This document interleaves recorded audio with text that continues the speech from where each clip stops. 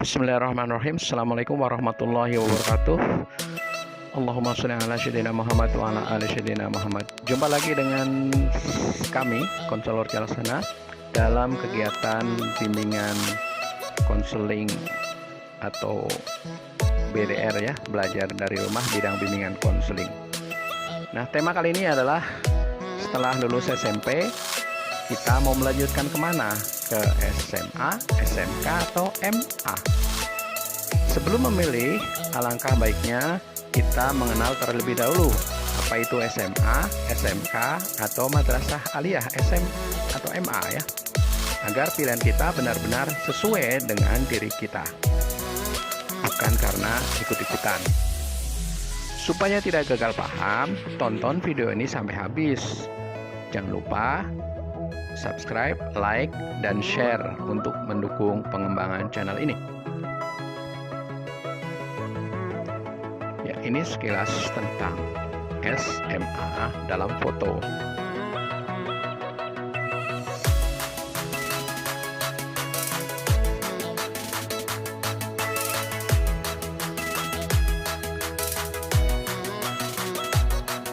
Sekolah menengah atas. Ada beberapa hal yang perlu kalian tahu. Yang pertama, bahwa pendidikan di SMA memproyeksikan siswanya untuk melanjutkan ke jenjang perguruan tinggi atau kuliah. Kedua, komposisi belajar lebih banyak teori dasar daripada praktek. Ini kebalikan dari di SMK.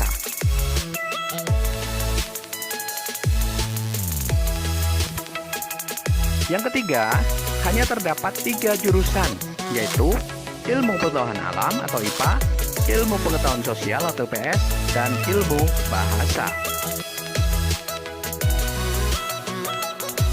Selanjutnya kita beralih bahasan ke sekolah menengah kejuruan atau SMK. 1. Berbeda dengan SMA, di mana hanya terdapat 3 jurusan, maka di SMK terdapat lebih dari 30 rumpun jurusan. Di SMK, siswanya diproyeksikan untuk siap kerja.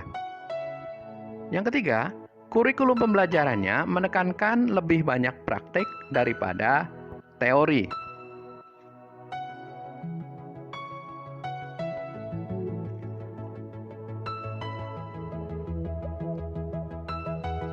Selanjutnya, yang keempat, SMK disiapkan oleh pemerintah untuk memenuhi tuntutan dunia industri agar menyiapkan tenaga kerja yang mendukung perkembangan industri.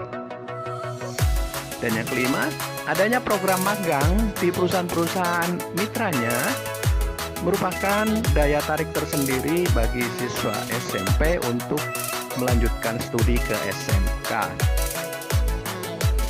Mari kita kenali jurusan yang ada di SMK. Sekilas anak SMK dalam foto.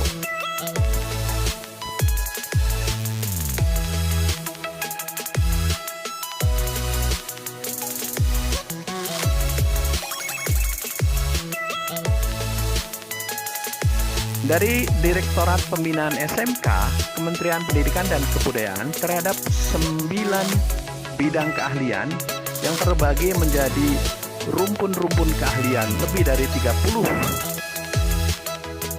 Bidang yang pertama, seni industri kreatif yang terdapat 5 bidang keahlian atau jurusan.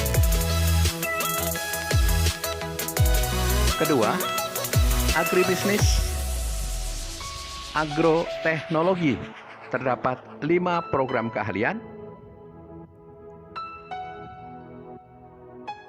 Yang ketiga, kesehatan dan pekerjaan sosial terdapat 4 bidang keahlian atau jurusan.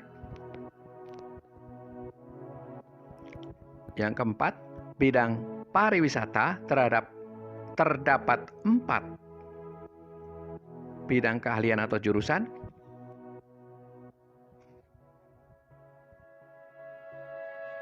Yang kelima, bidang bisnis manajemen. Ada 3 jurusan. keenam, teknologi dan rekayasa, ini paling banyak. Terdapat 12 jurusan.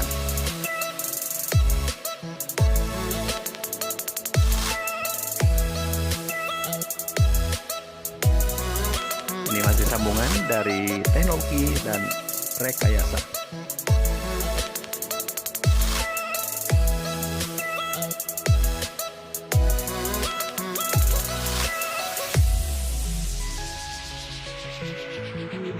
Yang ketujuh, bidang kemaritiman. Terdapat 3 jurusan.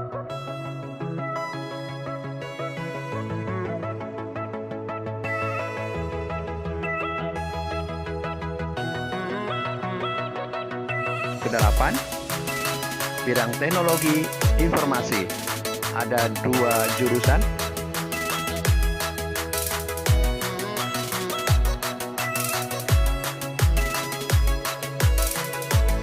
Dan yang ke-9, bidang energi pertambangan, ada 2 jurusan.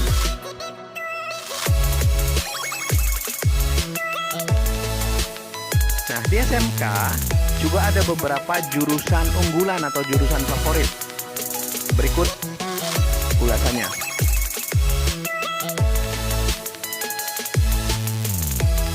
Yang pertama, jurusan multimedia. Kedua, teknik kendaraan ringan. Ketiga, teknik komputer jaringan atau TKJ. Selanjutnya, jurusan favorit ada teknik sepeda motor.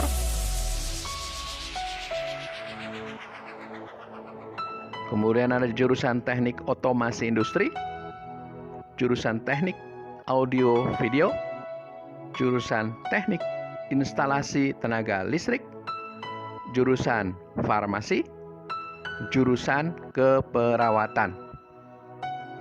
Kemudian disambung dari kelompok IPS, ada jurusan akuntansi, jurusan administrasi perkantoran, jurusan pemasaran, jurusan pariwisata, dan jurusan tata boga. Dan masih banyak jurusan favorit yang lain yang tidak disebutkan di sini.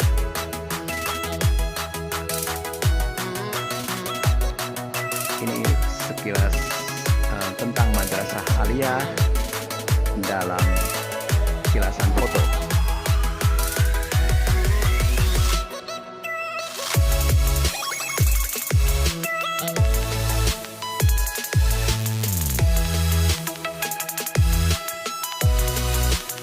Madrasah Aliyah,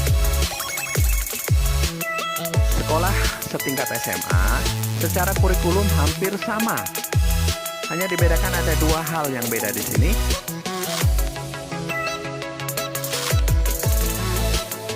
Yang pertama, Madrasah Aliyah berada di bawah naungan Kementerian Agama Republik Indonesia. Sedangkan SMA berada di bawah naungan Kementerian Pendidikan dan Kebudayaan. 2. Di Madrasah Aliyah, porsi pendidikan agama lebih besar atau lebih banyak dibandingkan dengan porsi pendidikan agama di SMA.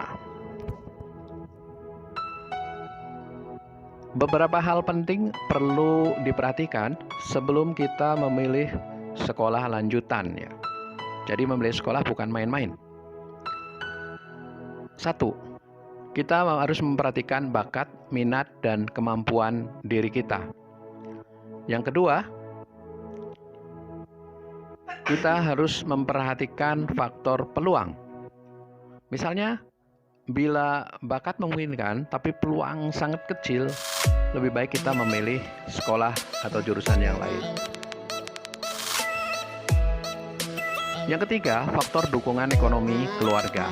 Bagaimanapun juga, keluarga merupakan sponsor utama untuk proses pendidikan kita. Demikian paparan dari kami. Semoga dapat membantu kalian menentukan sekolah atau jurusan yang sesuai dengan diri kalian. Amin ya robbal alamin. Terima kasih sudah menonton. Jangan lupa untuk like, subscribe, dan share video ini agar bermanfaat.